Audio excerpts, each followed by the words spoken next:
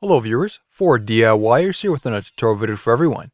In this particular video here, I'll be doing a demonstration of how to replace a cab corner from start to finish by cutting out the old corner and welding in a new replacement panel while keeping this project on somewhat of a budget. This is the extended version of this tutorial. I also have a much shorter condensed version which doesn't go into as much detail. Replacement procedures will vary. This truck I am working with is a 1998 Ford Ranger, and this cab design was very similar for many generations. However, locations of spot welds, panel designs, and the extent of rust will vary between trucks. As you can see, this cab corner is in quite rough condition. Unfortunately, when getting into this project, I also noticed that the rear section of the panel needed to be replaced as it was too far gone. When doing body work, it's always important to wear the proper safety equipment such as gloves, safety glasses, and a respirator. Many of these materials can be very hazardous to your health, especially in a long-term situation. It's better to be safe. Now, to get access to this corner, you'll most likely need to pop up the box on the truck. Box removals will vary between trucks. First, the box liner needs to be removed. This Ranger uses 6 Torx bolts, which holds down the bed to the frame.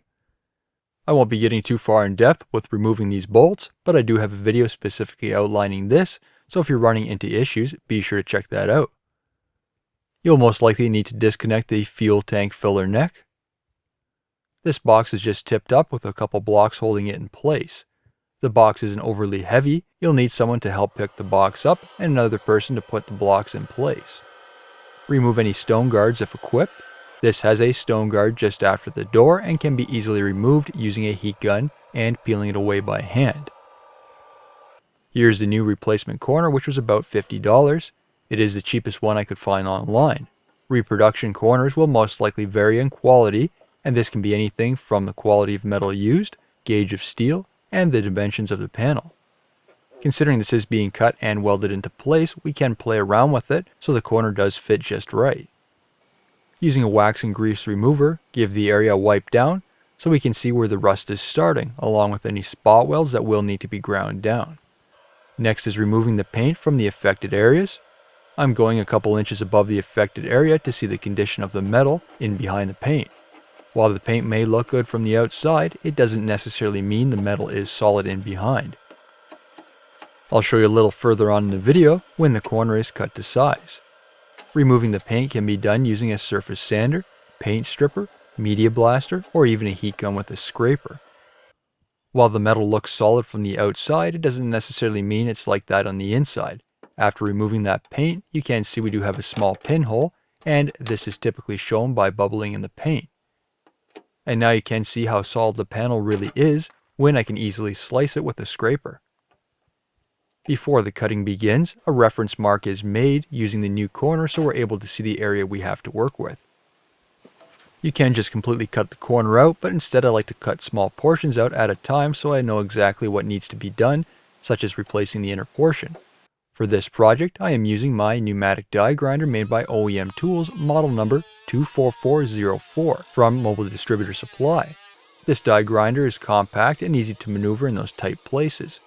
Even though I'm using a smaller air compressor, it's still able to work great with a 2.4 CFM air consumption at 90 psi. Cutting away the old panel also helps fit the new corner so it can be traced around in a closer position. Considering spot welds are used to connect the cab corner to the rocker panel, you can buy special bits to drill these welds. Here's what the factory spot welds look like when they are painted over and in still good condition. But in order to save money and just keeping the equipment list limited, the old spot welds can be ground down using the die grinder with a grinding or cutting wheel or even a carbide bit. Spot welds is a type of weld that is used to weld two pieces of panel together. A spot welding machine clamps the joint between two electrodes and it melts the metal together. Once those spot welds have been found and ground down, you can use a thin flat chisel to help break the steel free and pull it away from the other panel. By far the best way removing the rust is using a media blaster. Various versions and styles are available. This is just a cheap handheld unit with glass bead. This will remove any paint and rust without creating excessive heat in the panel. Unfortunately, when using a media blaster, this stuff does go everywhere. So in order to contain the mess, I used a heavy clear plastic barrier and held it in place with magnets. This doesn't contain everything, but does cut back quite a bit on the mess. And now we're finally down to bare metal. Any dark spots in the metal should be removed. As you can see, I do have a couple which will need to be addressed further on. These will be hit with a surface sander before I'm ready for filler. At the moment, considering it's getting to the end of the day, I need to seal up the metal so it's protected from the elements. Next, using 120 grit sandpaper, go over the sandblasted areas. Clean off the area using a wax and grease remover. And then mask off the area.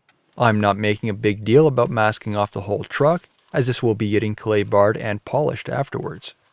If you do run into overspray on the paint, a wax and grease remover can clean it up quite easily, or you can even use a clay bar, which works as well. Bare metal needs to have a self-etching primer applied.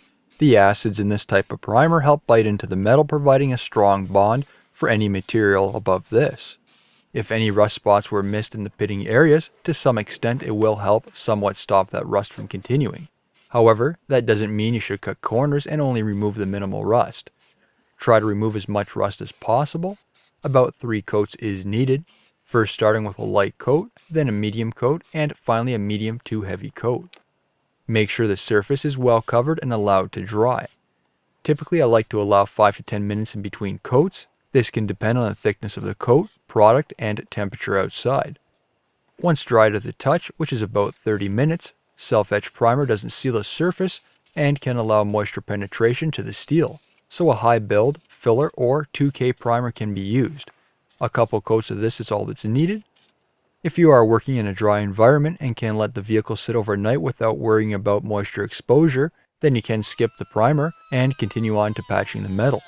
The next day I cut a piece of sheet metal matching the same gauge as what is used on the body of the truck. You can purchase this at your local auto parts store, and it does come in various sizes. This will be replacing the corner which goes behind the cab corner. Otherwise, we will have an open area that leads directly into the cab and can promote future rusting. The corner will need to be folded over on the edges, and you may need to modify this along the way if there's any interferences. I also made up a form using a piece of 2x4, then routered the edge so it's curved, matching the same existing contour of what was on the existing corner. The bit used in the router to make that contour is a 1/2 inch radius. Take your time when hammering the edge, slowly working around the edge to bring it down. Don't bend one short section at a time right over to a finished position, as this can cause the metal to stretch and deform, not giving an even finish. You may need to cut the intersecting corner when it bends around using the die grinder.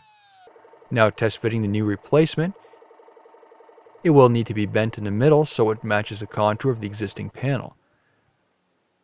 Placing the newly made patch between a couple wooden blocks, then using a chisel on its side to make the bend. The corner of the patch will need to be refined so it fits tight inside the new corner. If there is a space, this not only jeopardizes the structure of the corner, but creates an area for dirt and moisture to enter, rusting out the corner again. The patch has already been trimmed to size. It needs to cover not only the hole, but also the rusty metal where it's too thin for welding. The patch has been traced out on the truck. This area will be cut out and then butt welded. Now cutting the corner down. This is still a bit larger than what is currently shown, but will help me fit the patch in behind the corner. The last thing we want is welding in a new patch and having it in the wrong position.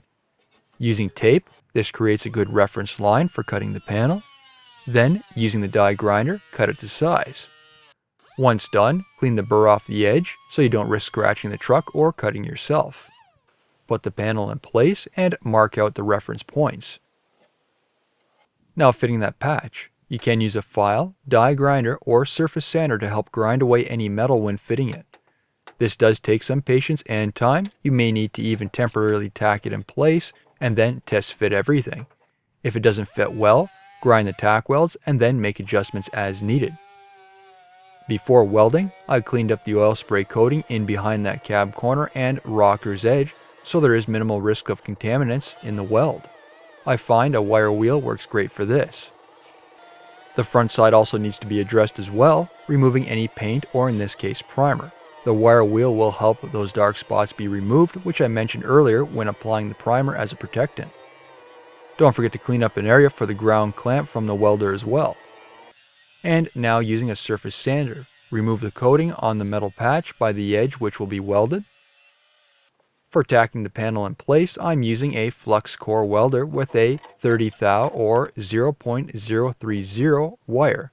The welder has also been set to the lowest setting. Using a flux core can be a bit tricky, not burning through the panels.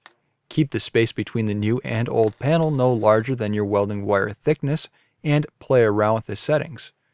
Even use some scrap metal of the same thickness before tacking the body panel as practice. When welding a panel, you'll need to do a series of tack welds that are spaced out. First, I like to get most of the corners held in place, then allow the panel to cool down for about 5 to 10 minutes and go back again. Each tack weld should be no closer than 1 inch from each other. If they're too close, you do risk warping the panel. The excessive heat can make it easier to burn through the panel as well. Using a surface sander, you can easily clean up the welds, knocking down those high spots. With a flux core, you'll also need to clean off the slag, which does need to be removed before applying new welds. Otherwise, you can cause impurities in your weld. The surface sander I'm using is made by OEM Tools, model number 24417. Using an 80 grit abrasive disc, it's able to knock down those high spots with extreme ease. I do have a review on the surface sander, so be sure to check it out, and I will also include a link to Mobile Distributor Supply's website for this product in the description below. As you can see, we do have a couple pinholes that need to be addressed. Apply tack welds over the pinholes. If these pinholes are not repaired, this can be a spot for moisture to enter, leading to future problems on the repair. Again, using the surface sander to clean up those welds. To fit the new corner, we still need to remove some of the old material. This time around, I have already ground out the spot welds, and then using a chisel, separate the joint. Putting the new corner in place, using a scriber, trace out the corner. Using a die grinder, cut out some of the panel, but not the whole thing. This will be fitted along the way so we don't risk taking out too much material. Use the die grinder to rough in the fitment and keep test fitting the new panel so we don't remove too much material. Once it's close, using a surface sander with an 80 grit abrasive disc, even out the surface. Moving on to the back side of the corner, again using the same process, trace around the corner using a scriber to mark out your cut points. Cut out the remaining sheet metal using the die grinder. There was another spot weld which needed to be ground down and then separated at the panel.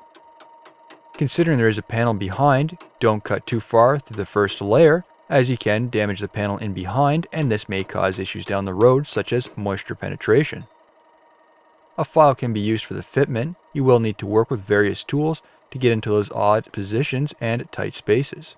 Tool choices will vary depending on what you're comfortable working with as well. You can remove material from the new corner or the truck panel. Personally, I like to remove it from the truck because we're replacing it with new metal. Always keep test fitting the corner and determine which spots are causing any interference. You'll need to make sure everything lines up correctly.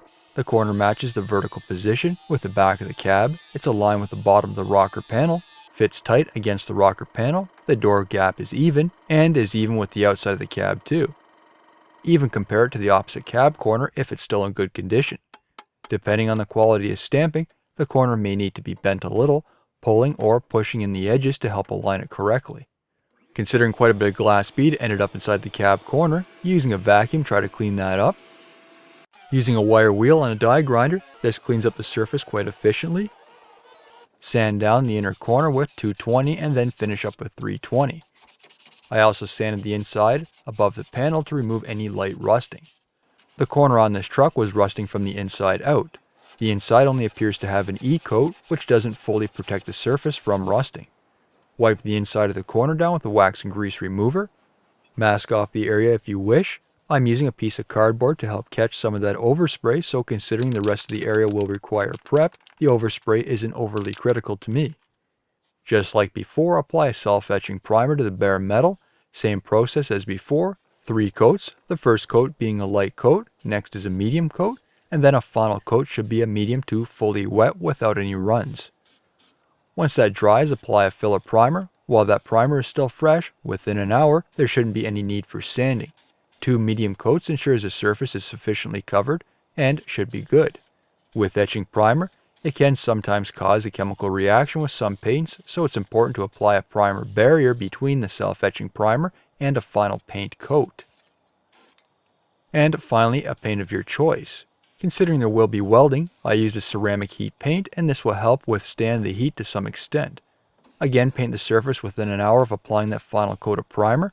If you do wait longer, sanding should be done. 400 grit would be recommended. I applied 2 coats of paint and then allowed it to cure overnight. Getting the corner prepared for welding. Using a step drill, the connection between the cab corner and the rocker needs to have some spot welds. While I don't have a spot welder, I can create my own spot welds using a flux core welder. This is done by drilling holes along the seam to produce plug welds instead. This will still create a strong connection, can be ground off smooth, and then a filler can be applied if desired. A step drill is used for this. It's able to drill a sheet metal easily while creating a clean hole. Holes also need to be drilled along the bottom at the rear intersection point where that new panel was made. Any other welds can be done in behind the corner by going under the truck. Using the surface sander with a 120 grit abrasive disc, remove any paint along the edge of the welded joint on both the truck and the new corner. Do the same around the spot welded areas too. Just to give you a peek inside the corner before it's closed up, there is an access hole to the left which can be accessed from under the truck. A coating can be applied once that corner is finished up to help prevent future rusting. Clamp the corner into place. Locking pliers can be used along with C-clamps and even magnets. Due to the oddly shaped panels, this can be hard at times. Even an extra pair of hands can help as well. Just make sure they are using the proper protection when welding. Make sure your welded joints are no wider than the thickness of the wire. Otherwise, you can have a greater risk of burning through the panel. Again, I'm using my flux core welder with the 30 thou or 0.030 wire with the lowest heat setting. Before the panel is installed, I even gave the inside of the panel a light sand, and using regular primer, I applied a layer of heat paint as well. Just like before, I applied tack welds to hold the edge in place. For the plug welded areas, these may need a little longer time to fill up, but don't push it too far as you can still warp the panel and even burn through. If the hole isn't fully filled, clean it up with a wire brush, allow it to cool, and then apply more weld. What I find works best is if the edge of the new corner sits too far in, pull it out, then tack it in place. It's easier to push the edge in of the new corner than pulling it out when there is welds applied already. Tack welds need to be kept far apart to reduce the chance of the panel distortion from heat. With large flat areas, there is more chance for this, so keep these tack welds further than 1 inch apart is much better. When working on vertical panels, start at the highest point first, then work your way down. Remember, heat rises, so if you start at the bottom and move your way up, the panel will continue to rise in temperature, causing distortion and risking a chance of burning through that panel. By the door's edge, this is a great example of welding the even portions first. Then push the panel in to weld these portions sticking out. Using a punch, push in the edge that sticks out, then apply more tack welds. Enough tack welds must be applied to the joint so the joint is fully closed up. Just like before, considering this is a flux core welder, all welds need to be cleaned before more are applied as there is slag. Using a surface grinder, smooth out the welds so they're even with the surface of the panel. The surface grinder also creates excessive heat, so it's important to take your time and even working in different areas, allowing each spot to cool down. By the door's edge, this was somewhat of a tricky area, so instead of using a surface grinder, I'm using a carbide bit on the die grinder, which can easily cut down those high spots while getting into those tight places. Inspect the welded areas for any seam edges or pinholes which may have a spot where moisture can penetrate. If spots are found, then touch those areas up with tack welds again. Using 180 grit discs, go over the panel, removing any primer or paint where you'll be applying a filler. The paint or primer must be removed, otherwise this can cause adhesion issues or allow room for failure when applying a filler. Instead of sanding discs, you can also use abrasive pads, which tends to be less aggressive but can still strip the panel down to bare metal quite efficiently. Going over the area this time, by hand using 180 grit sandpaper. This time around, I'm using gloves to reduce the chance of oil from my skin contaminating the surface. This is an important step when touching the surface directly, as it can cause adhesion problems in the future. Using a short strand fiberglass filler, this is being used as a base to roughen the area and seal up that weld. A fiberglass filler doesn't absorb moisture like a regular body filler. so it does provide an excellent moisture barrier, increases the strength to some extent, and protects the joint. Basically, it's a waterproofing for the repair. Clean off the area using a wax and grease remover. Mixing the filler isn't overly hard. It's a two-part material consisting of a filler and hardener. Always read the instructions for mixing ratios between the hardener and filler. Too little hardener may not allow it to cure, or it will be extremely slow to cure. Too much hardener shortens the work time, higher chance of causing pinholes, and the filler may be too brittle. As a general rule, it's usually 1 inch of line hardener for every golf ball size of filler. When mixing fillers, you should use a mixing board or a material which doesn't soak the resin from the filler like cardboard or wood. I'm using wax paper over a cardboard backer. Don't stir the filler, you basically need to drag it across your mixing surface. This will reduce the chance of any air entering the filler. The filler also needs to be mixed when it's a uniform color and there isn't any streaking from the filler left. When using a fiberglass filler, if it does sit for an extended period of time on the shelf, the resins can separate and it will need to be mixed before using it.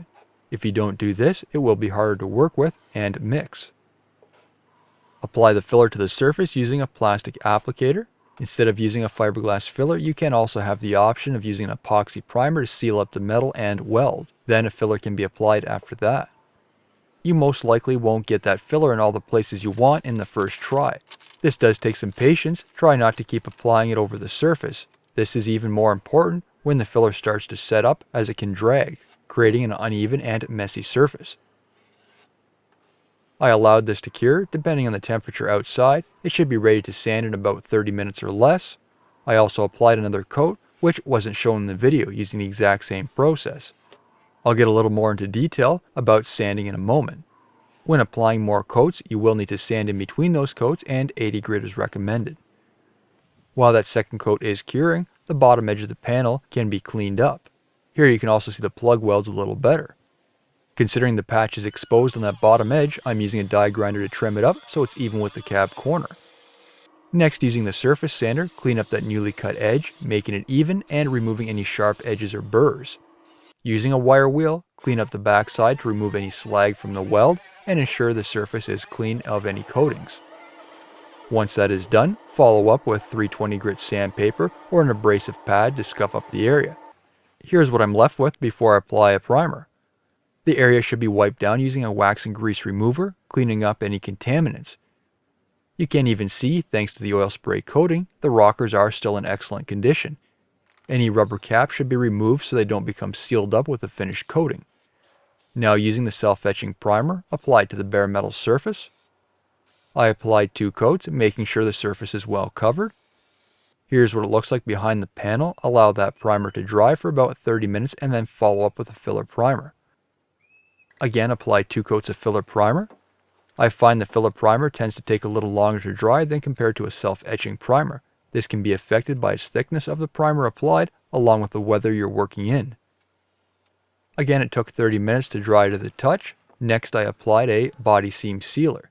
This is an automotive grade seam sealer which is intended to keep any moisture or water out of joints or cavities, reducing the chance of the panels rusting out. Simply squeeze the sealer into the crack and then follow up with your finger, smoothing the seam. This should take about an hour to dry.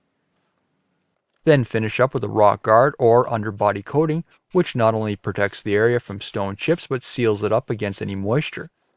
Considering this is a cooler day, I did place the can in a bucket of hot tap water so the coating's warmed up and easier to apply. Make sure you do apply thin coats, as this can run, especially on cooler days. Then allow 30 minutes in between each coat. I applied a total of 3 coats. If you are wondering why the box is down, the truck was needed for the next day, so while you're doing the repair, as long as it isn't exposed to moisture and is sealed up to some extent, the vehicle is still drivable. Allow the coating to dry for about a day, or at least to the touch, and then move on to sanding the body filler. We don't want the coating wet, as any dust from sanding the filler can embed in that coating. For sanding the area, you can purchase specific blocks to hold the sandpaper, and it allows you to evenly sand the surface down.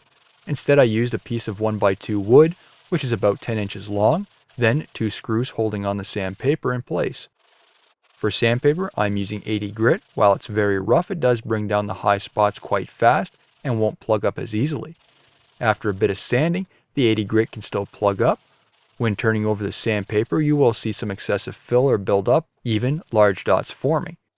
In order to help prolong the life of the sandpaper, use a wire brush to clean up the paper and then continue back to sanding. When sanding, work in basically a diagonal pattern. This can be tough depending on the shape of the panel and the size of area you are working in. Change the diagonal pattern when possible too. As you can see, the sanded spots are shown by a lighter color and the low spots are still a darker color as it hasn't been touched by the sanding marks. If the bare panel starts to show through, this means the area can't be taken down any further as you have come to a harder surface in the filler. If those low areas are still present, apply more filler to those spots. When applying more filler, give the area a good wipe down using a wax and grease remover. Allow that solvent to evaporate and apply more filler as needed.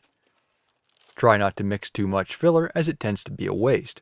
It may become hard to mix and more filler requires more work in the application process, so the end of the work time will come up much quicker. You can always apply more filler when needed. Typically, I like to keep the coats about a 1/16 of an inch or 1.5 millimeters thick. I try to keep my filler no thicker than 1/8 or 3 millimeter thick in total. There typically isn't a maximum thickness of filler, this will depend on the product though. But if you do need an excessive amount of filler, better metal work should have been done to begin with. Apply the filler on the door side as well. Considering this is a tight contoured area, if the applicator is too hard to use, don't be afraid to use your fingers while using gloves. Apply the fiberglass short strand reinforced filler to the plug welds to help seal them up. Give the area a sand again using 80 grit sandpaper. This coat of filler should have been only focused on those low spots, so less work on the surface should really only be needed when compared to the first application. There really isn't a limit of how many times you can apply filler to the surface, just make sure the filler isn't overly thick. Once you're close to achieving an even surface, finish up blocking the surface with 180 grit sandpaper, and then you can work up to 220 if you wish.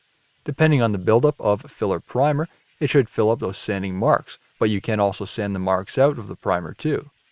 Blocking the surface, working in a similar direction as before.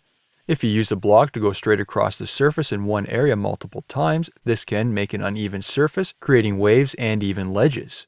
Unfortunately, with this type of filler, it can be somewhat hard to feather in the edges, blending them with the rest of the panel. So other steps are needed, such as a glazing putty, which I'll be moving on to further in the video. Wipe down the area using a wax and grease remover. For taping off the surface, for paper I am using a packaging paper. After ordering so many car parts over the years from online, I saved up all the clean paper, which comes in long lengths. With paper, the paint soaks into it and this reduces the chance of flaking off paint falling into your newly painted surface. I usually end up using it a few times before throwing it away. There is a bit of a trick when taping to avoid hard edges, which is what we want to avoid. Personally, what I like to do is lay the paper over the surface I want to apply the primer to, apply the tape where the primer edge will stop, then pull the paper over. As mentioned earlier, it is important if you're worried about overspray to tape off the surrounding area well. I find at least 24 inches around the area seems to work, but this can vary between paints. Some paint cans can produce more overspray than others. Even use magnets to hold the paper in place. This is especially important on windy days as you don't want the paper folding over onto your freshly painted surface. Clean the area again using a degreaser in case any contaminants came on the surface while taping it off. Apply the filler primer to the surface. The filler primer will build up heavy on the surface, much more than a regular primer, and this will fill in any light imperfections. It helps seal up the surface to some extent and provides a surface for the glazing putty or spot putty to adhere to. If you prefer to use a much better quality primer, then a 2K primer is your best choice, however it will be more expensive. As you can see, I'm also using a piece of cardboard to help contain some of the overspray, which can help quite a bit. You should be looking at about 3 coats of high build primer, the first coat being a lighter, then the second and third being a medium to full wet coats without any runs in the paint, and 15 minutes in between each coat. This time can vary depending on the temperature and thickness of coats. As a fourth coat, I'm applying what's called a guide coat. Primer is available in a variety of colors. The most common is usually gray, but white is what I had available to me locally. White can be a bit hard to see where you've sanded and where the low areas are. Using the same type of brand primer, this isn't a high build, apply a light coat on the surface. When the area is blocked, you'll be able to see the high and low areas. There is also specific products for guide coats, but I find a light mist of primer of a different color works just fine. Remove the tape and paper about 15 minutes after the final coat of primer. This will also reduce any hard edges. Give the primer a couple hours to cure. Using 220 grit sandpaper, block the surface. If bare metal starts showing through, it isn't a big deal as you can apply more primer as needed. Just like before, when sanding, try to work in diagonal patterns to help prevent the surface from having waves or low areas. The 220 usually cuts down the surface quite quickly and it doesn't leave overly heavy scratches like the 80 grit sandpaper, which can be hard to fill with a primer. Those low areas can have a light scuff by hand with the sandpaper. Wipe the surface down again. This time I'm using a denatured alcohol, which tends to be less harsh than a wax and grease remover. Any heavier solvents can attack the surface, possibly creating issues for the spot putty or even additional coats of primer. Using a spot putty, also referred to as a glazing or finishing putty, this will help get those low spots. Primer is needed on the surface wherever you're applying the glazing putty. It should be mixed in the same manner as the fiberglass filler, however this filler is much thinner and is intended for finer work, removing those light imperfections. This is a two-part product, just like the other filler, which uses a filler and hardener. There are single-part products available on the market, but I wouldn't recommend those.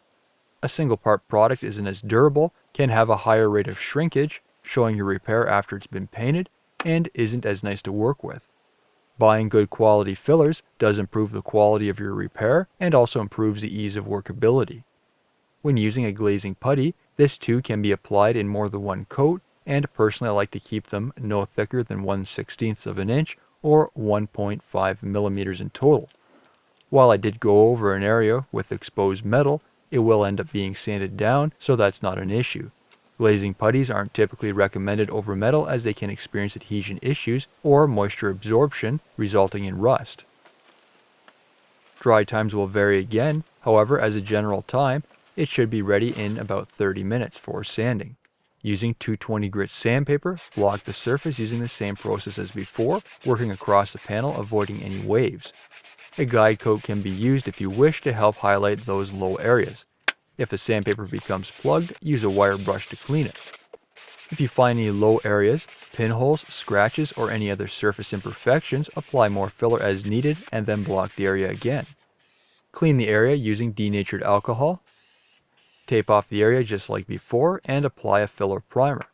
Now we're on the home stretch for paint. A primer is needed, otherwise the paint will soak into the filler and cause an outlining or ghosting. One light coat and then 2 medium coats is all that's needed. Again, we're looking at about 15 minutes in between coats.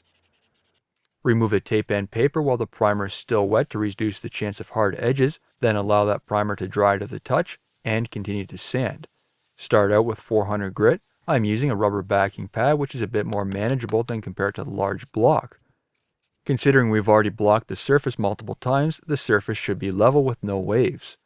The 400 grit will remove most of the orange peel and level out the primer. Don't get too carried away with it, you should be able to see the high and low spots in the primer.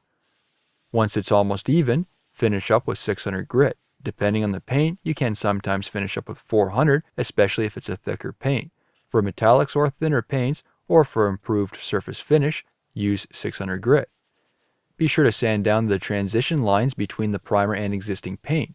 Make sure no filler or bare metal shows through after sanding, otherwise you will need to apply more primer over those exposed areas. For the bottom of the rocker panel where the rocker guard will be applied, that will be only 400 grit. There is no need for 600 grit here, as a rock guard coating is a much thicker material.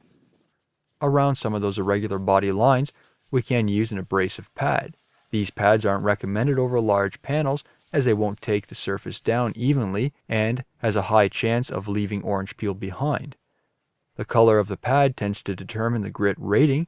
This will vary between manufacturers. For this brand, maroon is 400 and green is 600.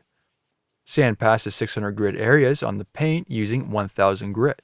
1000 grit will help blend the areas between the new and old paint, allowing an area to bond, and it'll also be easy to polish out if it's not fully covered. Wipe the area down again using the denatured alcohol to remove any sanding residue or contaminants. Before painting, considering we do have some body seams, just like the rear, this needs to be sealed up using the same seam sealer as the rear. This sealant is applied to the inside edge where the door is and along the rocker. While a rocker guard can seal up the surface, this is taken an extra step to be safe. There is specific tools to help finish it off, however I do find a finger works well. Gloves are recommended too. Allow the sealant to dry. Dry times will vary between products. Using the same method as before, tape off the surface so we don't have a hard edge from the rocker panel. Then fold the paper over and tape it into place. The rocker guard has been warmed up to help it flow. Being that it's a cooler day, it will take a little longer to cure and can run easier. So light coats are key and don't rush it. Going towards the front of the rocker, this stuff will be a bit hard to blend in the one area as it doesn't flow like paint. I'm trying to achieve a similar texture like what was used on the truck from factory. Lighter mists tend to give more texture while heavier applications can allow the product to smoothen out more. 2 coats are all that's needed. As you can see, I'm using cardboard again as a backer to help catch some of that overspray. After the final coat, remove the tape and paper while it's still wet. Be extremely careful not to touch the newly applied coating on the panel and also watch along the tape. The product can be quite messy when it gets on your hands and hard to clean up when it dries. Allow the coating to dry. I left the painting for the next day. The next day I gave the rocker guard a light sand with 600 grit to knock down any high spots so it doesn't have much of an orange peel finish like the factory spots.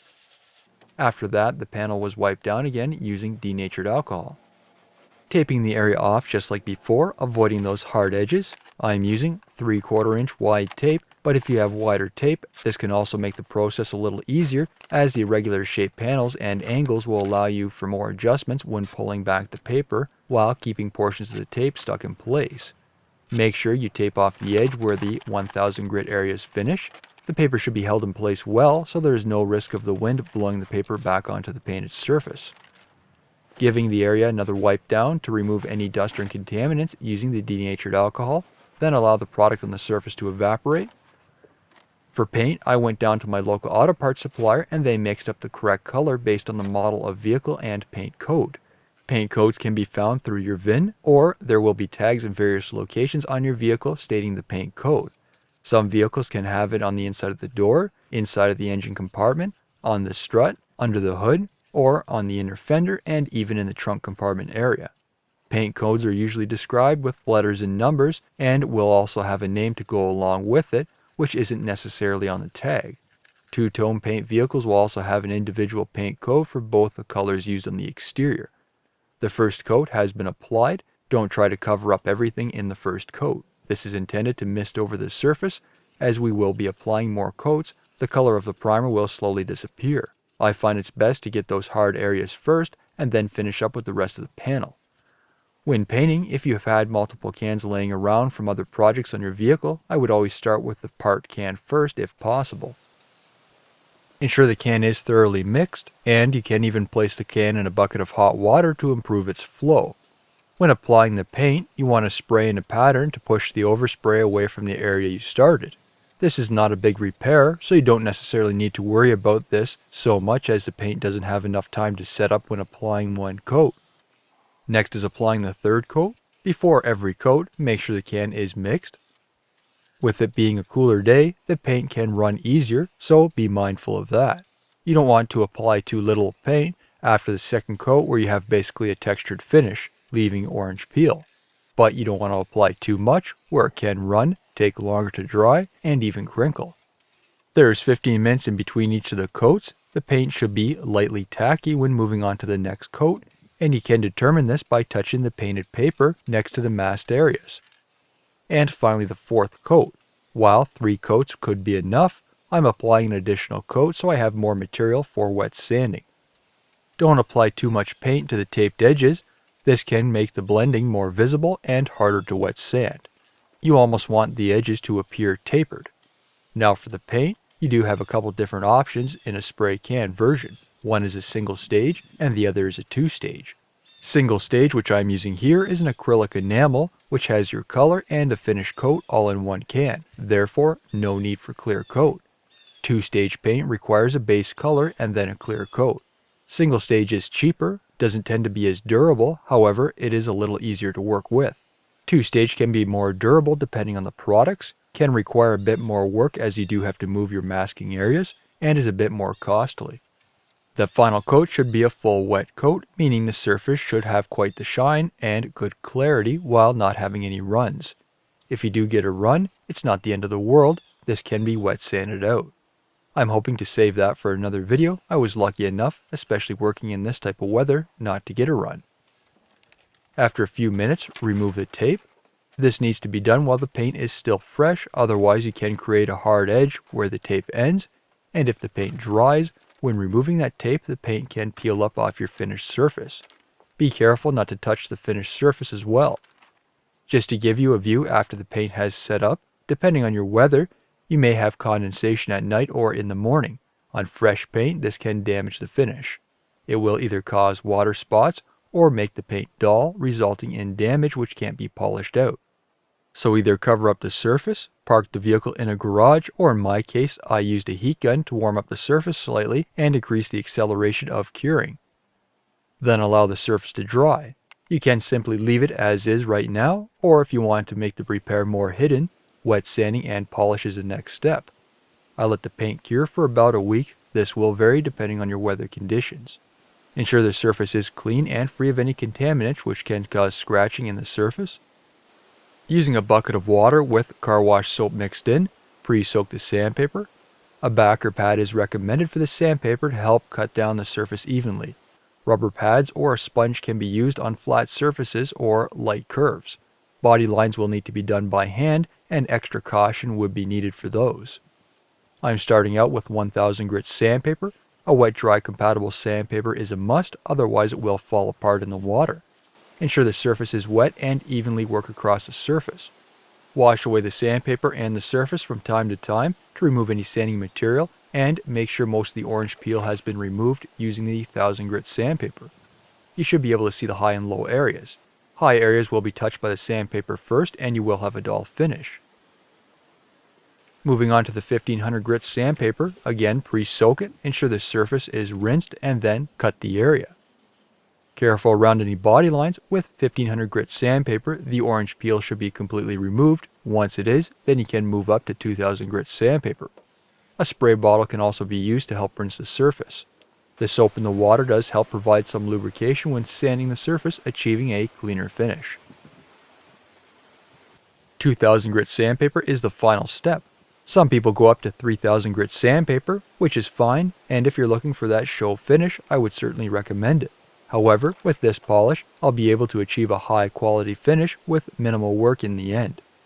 A mask isn't needed for wet sanding as the water keeps down the dust. You can go past the transition areas on the vehicle's existing paint to help with the clarity.